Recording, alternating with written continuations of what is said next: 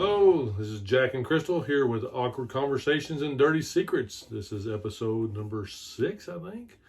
And tonight we're going to be talking about something really a little different than our normal podcast, but yet the same things about relationships. And we'll get in that here in just a second.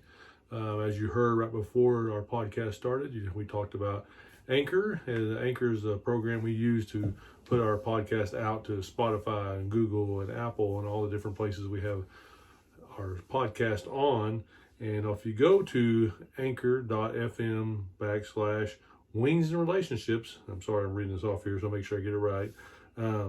You can do a monthly contribution to us for 99 cents, $4.99, or $9.99. So that will help us buy some microphones. That way that we can hear us better. Tonight we have no AC and it's a little later than usual, so it may be quieter if we don't have any dogs barking or anything crazy go on. But otherwise, it should be a much better audio this time than our previous times. It's a little getting fall, so sort of still hot summer, but fall compared to what normal is.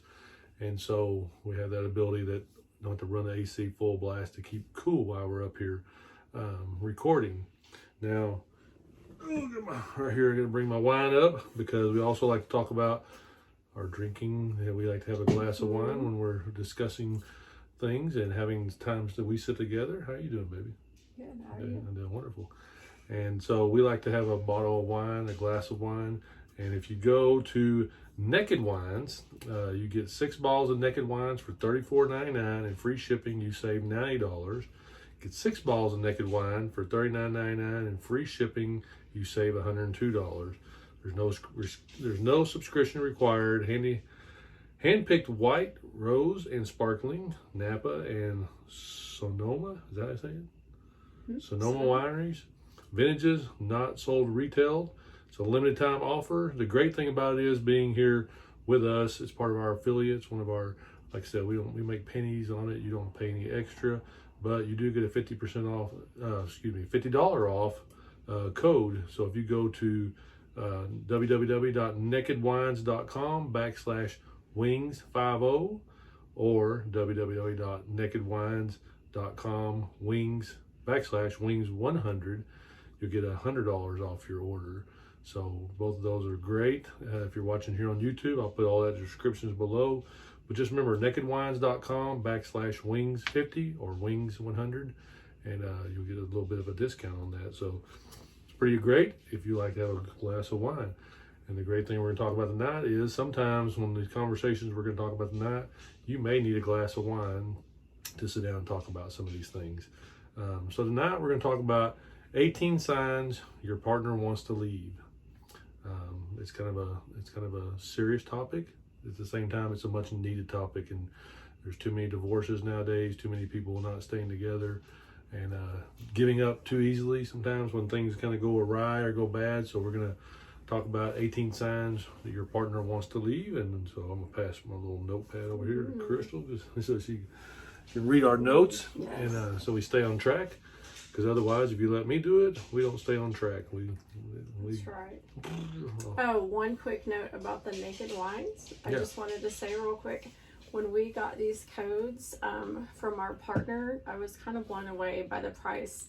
For those of you that are big wine drinkers like we are, that's a really good price on wines. Bottles of wine are not that cheap, so we were especially good wine. Yes, good wine. So that's a pretty good deal. So check it out. Anyway, moving right along. Does your partner want to leave?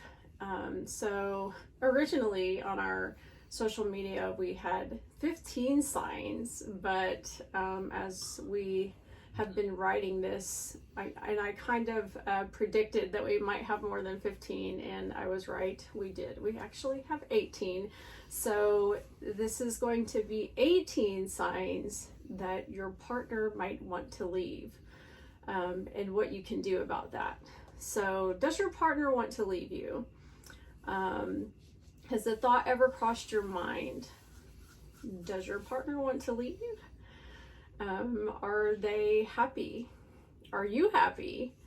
How do you know if they want to leave? That's kind of a big question may or may not be in your mind, but I think that comes across everyone's mind at some point in a lot of relationships.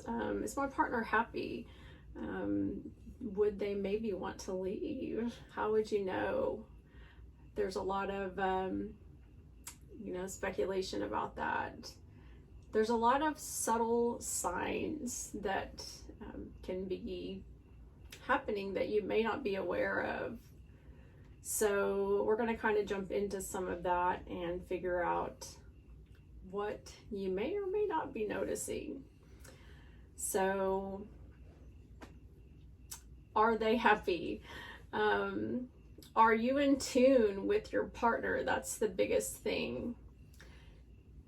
If you don't know your partner's mannerisms and their kind of daily routine, what they're consistently doing, in their daily actions, what they're like, just their typical things that they do, then you're probably not gonna be real aware of a lot of changes that they're going through.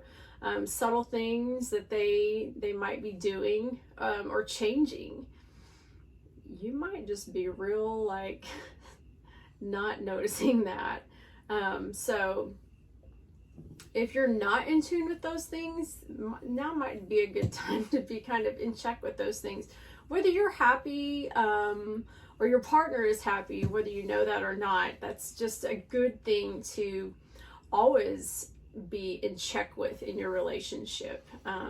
Be in check with yourself, but obviously, most importantly, be in check with your relationship. Not most importantly, but very importantly, also be in check with your partner's well-being, because if you don't know how they're feeling and kind of their daily just mojo, you're not gonna know if something's off, and that's really important. You're not gonna pick up on red flags at all. So this is something good for everyone to listen to, honestly. Be observant. Their behavior, again, their mannerisms, their actions, their moods. A lot of people's moods change like the wind, but not everyone's. Some people's moods, when they change, they're very slight. They're real mild. So you may not pick up on that right away. Or they might just be, real talkative one day and then they're just a little bit more quiet. So you may not notice that right off the bat. But for some people, they might be super outgoing all the time, and then all of a sudden that they're angry, or they're not talking at all. So you'll definitely notice something's off, with that. So if their moods are off, or their conversations or lack thereof, those are all things that we should all be really aware of with our partners. Anything that's different, or things that they're doing that are different, just anything in their routine that they're really changing up. And I'm not just talking about simple things, I'm talking about major things. They used to really enjoy cooking every night. Now they never cook, ever. Stuff like that. Or, they used to come home every night and really enjoy being around everyone. Now they never come home. They go out every night after work, or they don't come home until 9 or 10 o'clock, from work late every night. Those kinds of things. So have you noticed, are you keeping up with what your partner is doing? I know I'm not saying be nosy, but be noticing those things. Aware. Yes, be aware. So here are some signals. These are the 18 signs. And obviously there's tons of others, but these are some of the main ones that you can really kind of red flags. So they're argumentative, quarrelsome, and confrontational. Relationships all have their little fights, their spiffs, but when it becomes a regulatory and exhausting thing, like this should be a huge red flag. Your partner, if they find every reason they can to pick a fight with you, or vice versa, and they're ready to fight back with you, that's a good sign. When you're fighting or confronting each other, arguing with each other so much that it almost feels normal, that's a pretty good indicator. It's like you're just always fighting. A lot of us know people that just fight all the time. We're like, why are they together? All they do is fight. They're always arguing. They're always like, it seems like they just hate each other, but yeah, that's a pretty good sign. You hurt each other's feelings so much, you make it to a point where it's just like, it doesn't even hurt anymore. You've just become numb to it. That's a sign. They want to break. Number 2, this is serious. If that's not a sign to you or a slap in the face, the wake up call, then something's wrong with you. They're saying they want to break, because they want to break. This could be your last chance. They are giving you a handout here. You need to stop what you're doing, ask for clarification, ask what you can do. And, obviously at the end of the 18, we're going to go into a little bit more what you can do to kind of maybe stop or prevent them from leaving, if there's anything you can do, if it's not too late. But oftentimes when someone wants to leave, they will actually come out and say, I want to break. I think we should stop seeing each other for a while, or, we should spend some time away from each other, or, I'm going to leave for a while, or, whatever it may be. So number 3, they're not talking to you. They're giving you the silent treatment. They're ignoring you. Especially a lot of times they find every reason to fight with you, argue with you, confront you, nag you. And then all of a sudden they're not doing that anymore. Sorry, with that next level. Yep. So yeah, something's wrong.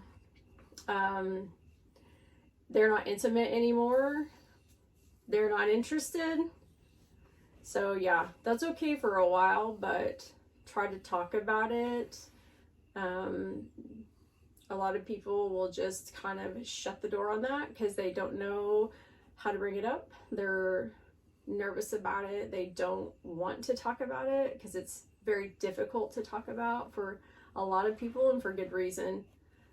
It's just difficult conversation, but you need to discuss it. So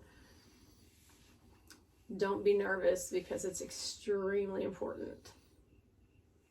So here's a really good one for those. So those of us who have been married to, unfortunately, people who, I almost said women, people who have had an affair and different things. It's tough. It's tough to go through that. So think about if they're very secretive, they're finding every chance to sneak off. They leave the house once you're asleep or you're at work. They find every opportunity to jump on their phone, and they're doing everything they can to keep you from seeing the screen if you're present. They pop open their phones in the middle of the night. They sneak off to make calls. They might be smiling on their phone conversations with other people and laughing, and they don't tell you where they're going. They find out that every excuse to go without you. They slam the laptop shut when you enter the room. Those are all signs, right? I mean, unfortunately, I've been there. It's through an ex-spouse that had an affair, and I know that's definitely signs, and so those are things you need to look at, because really and truly, if you're in a relationship that's secure and trusting and things like that, then you're not going to worry about whether they see your phone or they see your laptop or they see what's going on, And I don't know about you, but I'm dead asleep at night. The last thing I have to care about is what's going on my phone. So in the middle of the night. So that's just crazy to think that people actually live with that, and so that's something that definitely needs to be addressed. They cease to show you love. They do the half smile, I love you, you know.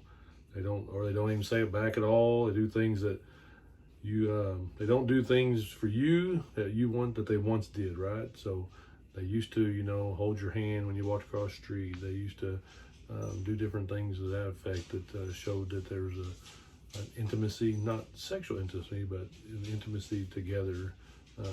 My favorite thing is you see the picture of the man and woman walking, and the man moves the woman over to the side, and he walks inside by the traffic, and because you know, he was protecting his spouse, and but you know, once that stuff is kind of gone, then you kind of know there's some signs. And then let me see what my notes are here. Maybe they were the one that always said I love you, and they don't show. They don't do it now, right? So one time, you know, they were the ones that always said I love you first. You know, there's always those types. I'm probably one of those types. I'm the gusher of words for sure a lot of times. So if I don't say something, then Crystal will definitely know something's going on if I'm not pouring out my words the way I do. They don't do special things that they once did for you, right? So you know there's special things they do for you and don't do for you. And if that ceases to happen, that's another sign that maybe you might need to look into see kind of what's going on. Maybe you're oblivious to that there's problems. So. Definitely. So number 7, they seem disgusted by you. That's my disgusted face. So we've all seen this, right? Everything you do annoys them.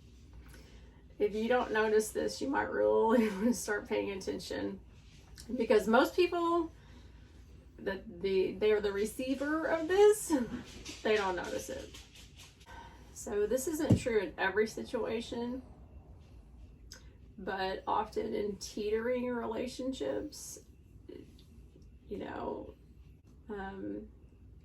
this isn't true in every situation, but often in teetering relationships, partners ready to bounce loathe every even remotely gross habit of yours.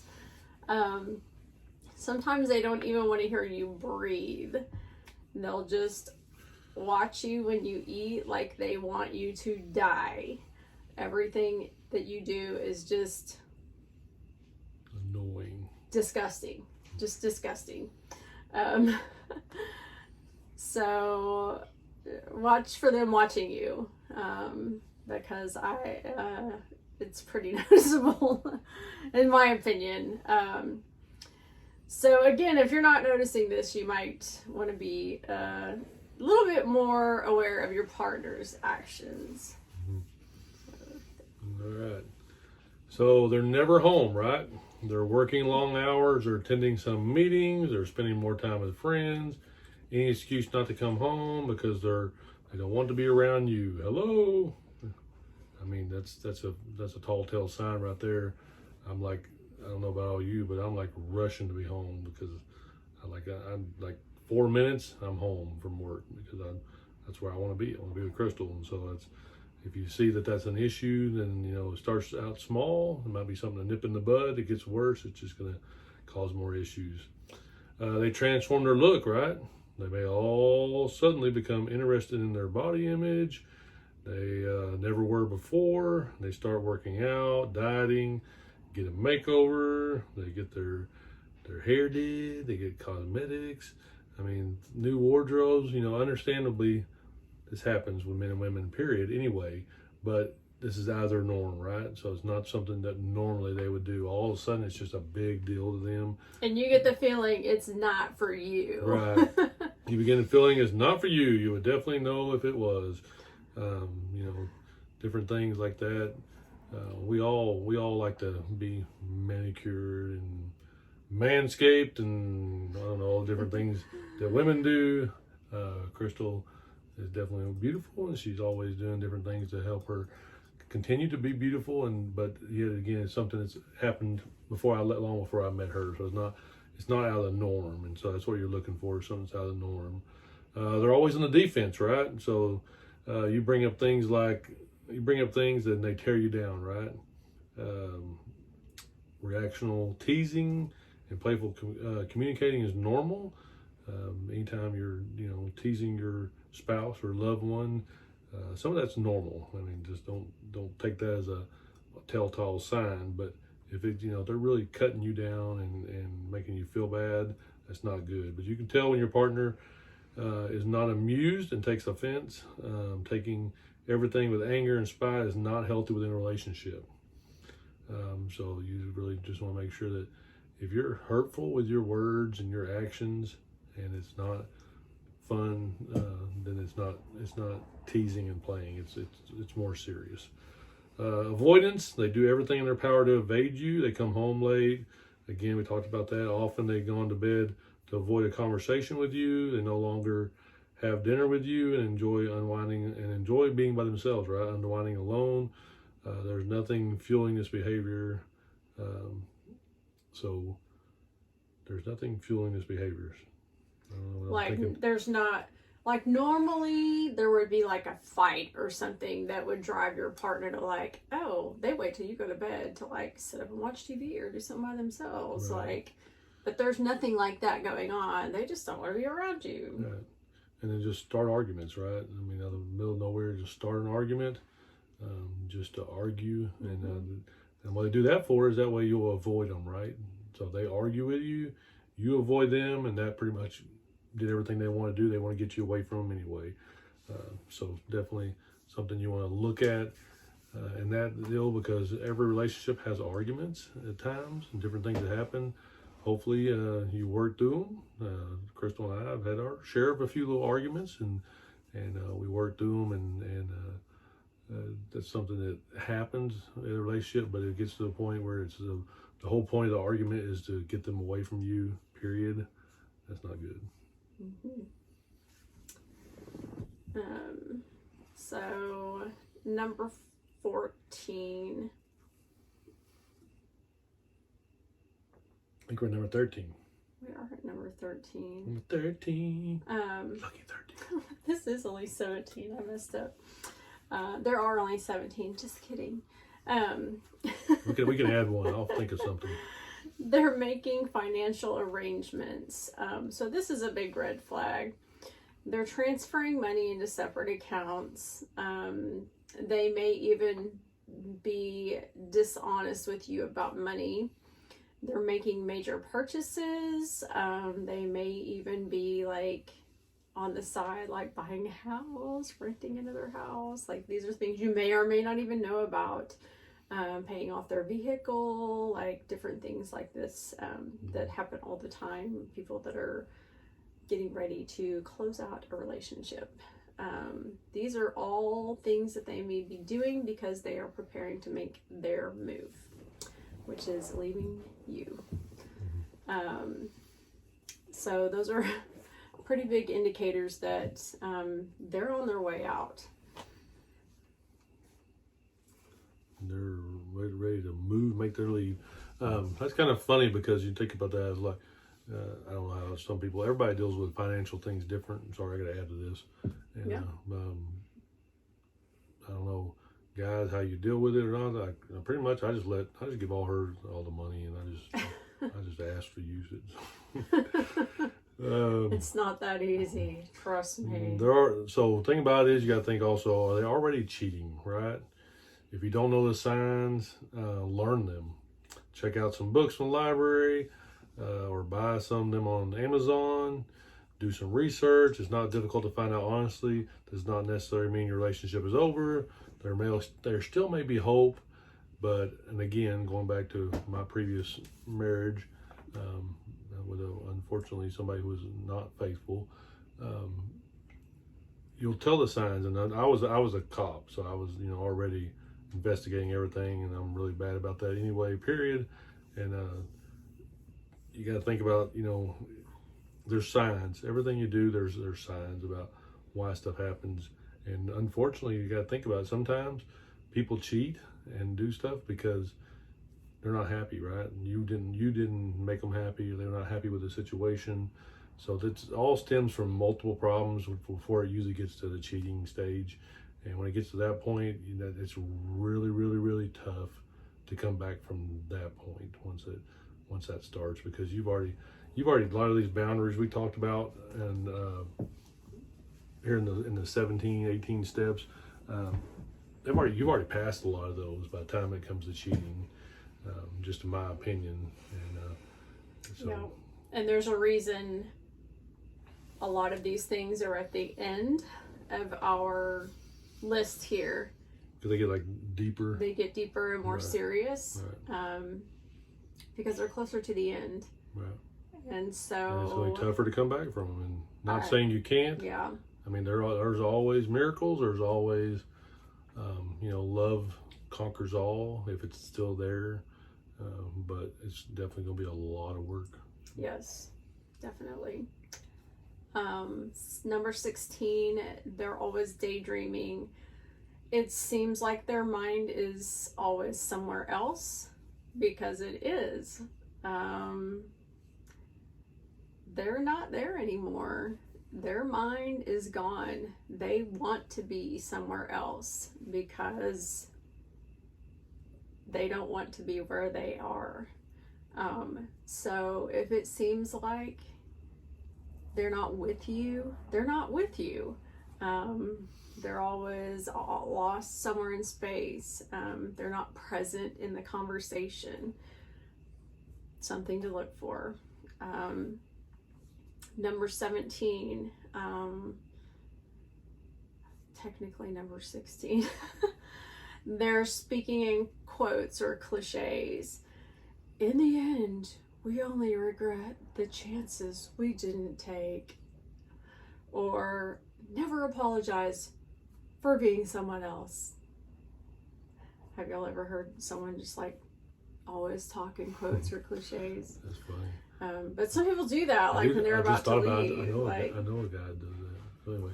Yeah, but I mean, I can't say that I haven't spat out one or two of those when I was getting ready to leave. Because you always want to just be like, hey, buddy, I told you so. Don't say I didn't tell you. But yeah, I don't know. I guess it's just kind of like one of those things. You don't say I didn't tell you so. That's funny. And the last one we have here, they're not talking about the future and or making any plans with you. That's a pretty large hint that they're not involving you in any part of their future business. Yeah, or relations. I definitely believe that's a big sign, because I think that a lot of times people who are happy together are always talking about the future and what they're going to do. And even I even told Crystal today, I was like, I'm just ready to run away. Let's just run away, me and you. Let's just run away. Because it's we love to move and see the world and do things like that, and that's our future. That's what we talk about. And I think if we stop talking about that, and then that would be a sign for sure. I think this is a really subtle one too, because this is not something that I feel like most people would think about, because that's not something that you do every day. It's certainly not something that you would think about every day. We don't think that we talk about our plans every day, but I mean, Jack and I do, but sometimes tons. I don't think about the fact that we talk about that every day. Right. But if we didn't talk about it every day, if a week went by, I would notice that. Right. But I'm not sure that most people would. it would take me a minute to realize. So I feel like that's definitely like a more subtle sign. Yeah. And a lot of these probably are, like the financial arrangements. I feel like that would take people probably a little bit longer. It depends upon your budget too. I mean, Yeah. If you're not Well, equipped with a banking account like that. true. And if your accounts were together and you were separating them, definitely. Also, I'm trying to think what other things would be more. There's a few of them in here that are definitely more. But let's put it this way: if you have any of these signs, any of these signs, it's always something to look into. It may not be what it is. It may be just a lull in your relationship, and if that is a lull in your relationship, then that's still something you need to get with the coaching on, get some help, talk, get a glass of wine, sit down. But remember, what can you do? Yes. What can you do? And you remember the thing with the guy with the shirt? It says, "Stay calm," right? Right. So first of all, stay calm. Yes. And what we're really hoping is that we can really reach some people with this and help some people with this, because this is something that I think a lot of people struggle with. And I think that not a lot of people reach out for help with this because They give up. they don't realize that it's an issue. First of all, I think for a lot of people, I think they don't even realize there's a problem. And so that's the number one. Number two, I think that a lot of people don't reach out for help because they think of counseling or therapy as being kind of a very invading situation. Coaching is a very much less invading, which obviously we could talk about. But I mean, that's something that we're really hoping to reach people on a deeper level with, is to know that you don't have to stay in the dark on this, and to know that there are resources and there's help available. To not just let it wither away. Don't let your relationship just wither away, and let it go. I mean, I feel like, and based on research, more than half the time, your partner is waiting for you to redeem yourself. They are waiting for you to make the relationship right. And you only have a window of time to do that. And your window of time only runs for so long before the clock runs out. And so if you don't do these things and work with your partner, they're gone, man. So, you know, the train to life goes on with or without you, and they're gonna go on with their life because they don't want to be unhappy. So do yourself a favor and figure out what you can do to be a better partner for your partner. So what can you do? So what can you do? What can you do? There's several things you can do. So we talked about being calm, realize this is happening, and, you know, be prepared to react optimistically and with a calm composure. Have a plan. Don't panic. Don't get mad. A lot of people, you know, react in a hostile way. They get mad at their partner for wanting to leave, instead of trying to understand, you know, from their perspective, like what's really happening in the relationship. Or they immediately blame them for wanting to leave, and they start to think, what have I done wrong? What's wrong with me? Instead of trying to break down the situation and solve the issue. So be more optimistic. Revisit your actions, you know, see if you can come up with anything on your own, you know, that may push your partner to this point. They may have some issues going on in their life too, and they probably do. it's never, just one person's issue. It's always, a little bit on both sides at least. But, get a pen and paper out and write some things down. Write some of your own issues down, some things that you've noticed, so that when you do have a conversation with your partner, hopefully they're open to that you can bring some of these things up that you already know are some of your issues. Believe me, they'll be floored that you've done that already, that you've already done that homework. Follow the 50-50 rule. If you guys don't know what that is, it's basically saying that you're accepting at least half the blame. So, like I said before, no one's innocent in, a relationship or breakup, in an argument, in, a disagreement. So take half the blame, admitting you're at fault. Be prepared to do that. Don't be completely innocent to the situation. Be open to hear your partner's reasoning for wanting to leave. It's really important that you come to terms with all of these things and mentally prepare yourself for all of this conversation to happen before it happens. Because if you go into this not prepared, it could really end up disastrous. Boundaries. Understand that your partner may need some time in this process to heal. So make sure that you give them the space that they need for that.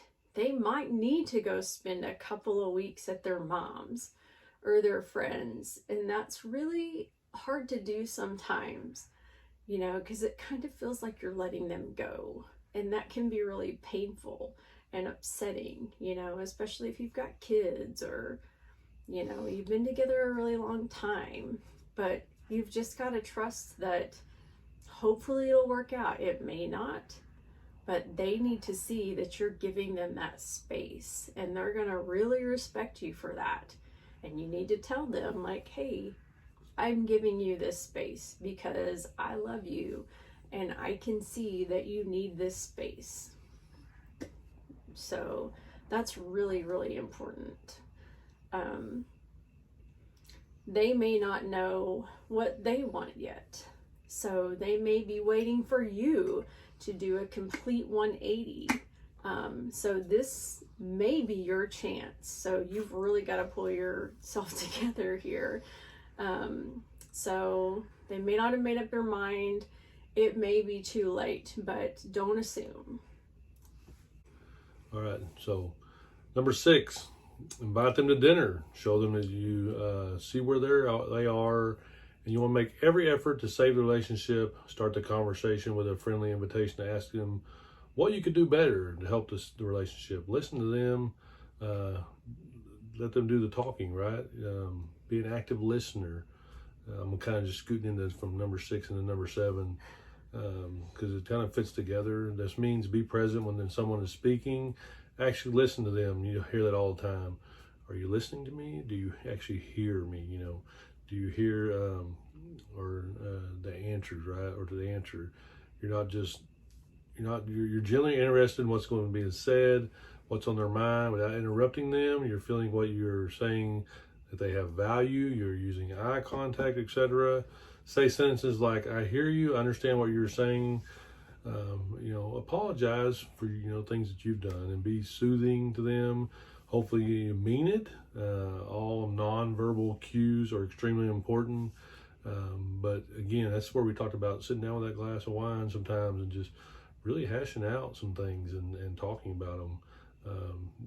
Communication goes a long ways, right? Understand that you may be outgrowing each other. Not necessarily mean that the relationship is going to end, but may need some extreme coaching or resources.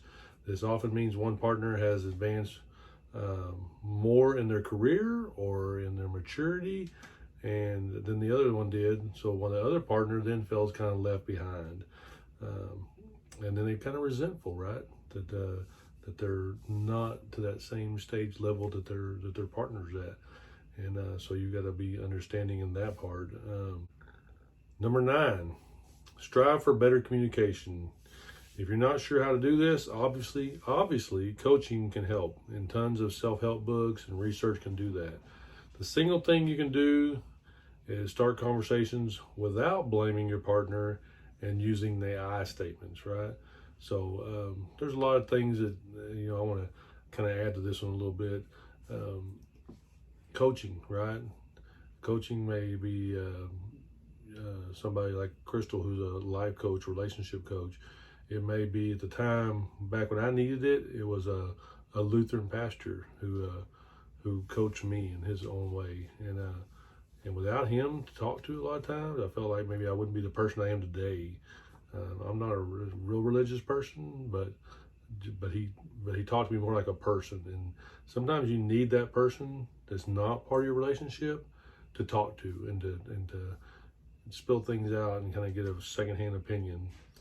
Number 10, be present, caring, empathetic. Remember, your partner is also going through this with you, and it's just as difficult, if not more, for them. So be happy, caring, and remember the reasons you both fell in love. Learn to forgive, right? You fell in love for a reason, and you got married, or you're together, in your way for a reason, and you fell in love. So that love, love just doesn't always just die for no reason. Things made it die. Something killed it. And so figure out what that was and sit down and talk about it, because you hate to lose something like a great love that was there, right? So try to learn that, and then just learn to forgive, right? That's the hardest thing I think some people do, is they can't forgive, saying, you know what, we're human, we made mistakes, and I forgive you, and another person, I forgive you, and you'll have to learn to, unfortunately you'll never forget, and nobody ever forgets, but you forgive, you love, and you move on, and hopefully things will be fantastic. Be present, caring. Oh, I already talked about that. But again, going back to Crystal, again with the wings and relationships, suggest coaching to your partner, right? Or counseling if it seems beyond a coach's help. We're not saying that, coaches, for life coaches, relationship coaches, are always the best for everybody. That's why we do that 15-minute consultation and talk about, what's going on, because coaching may be right for you. At the same time, it may not, and that's okay. We'd love to help you get to the right person. No matter what relationship you look at, none of them are perfect, right? They all have some issues, and they all have things that they have to work through. And like we talked about in other podcasts, and we said it many times, even in the fun podcast, relationship is work, right? And but if you love somebody and you care about them, you want to work to have that happiness with them. And I'm just as guilty as anybody else in my past relationships of not being the person I should have been. And maybe, that's the way it was, but I make sure the best of my ability now that I am the best I can be. And when I'm not, hopefully, Crystal does a good job of shouting me out, saying, "Hey, you're being stupid," right? And you learn from that and move on. But that's part of the communication. That's part of the sitting down, having a glass of naked wine, and just in really talking it out. All conversations are not easy. I'll be the first to tell you that whether it's talking to your spouse or your girlfriend or boyfriend or any relationship, it may be your parents, it may be relatives, that you haven't talked to in a while, that have issues. I know we're getting off the track of, unfaithfulness and all this stuff that we talked about, but I think it's really big. It's communication is key, right? And so hopefully you understand that we would love to help you if you have communication problems, because sometimes it may take somebody listening to you, and that's what we do, listen to you and give you, good, advice on how to overcome some things, right? Mm-hmm. Is that right? Yes. She's an expert. I'm just yakking. So basically that's the 17, 18, 15, 15, 17, 18 reasons why what was the topic again? Signs that your partner might want to leave. Right. And that's what we wanted to kind of get across. And we would love for all of our podcasts to be fun and funny, but that's just not how it is it? Yeah, some relationships are fun and funny. Yeah, I mean, sometimes relationships but you have to be serious too. Are very serious. And so we're trying to reach all aspects of everything in relationships within the realm of everything. And because that's just how life is. And if we were not practicing what we preached, then we wouldn't be very good coaches, would we?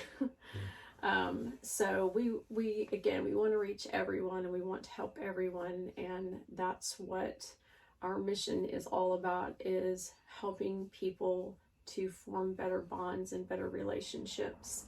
And so we'd really like for you to reach out to us if you have any questions. That's really kind of what our podcast is here for. We're here to answer your questions, and we would love for you to send us your ideas for any topics you'd like to hear us talk about, or questions you'd like us to answer on our podcasts.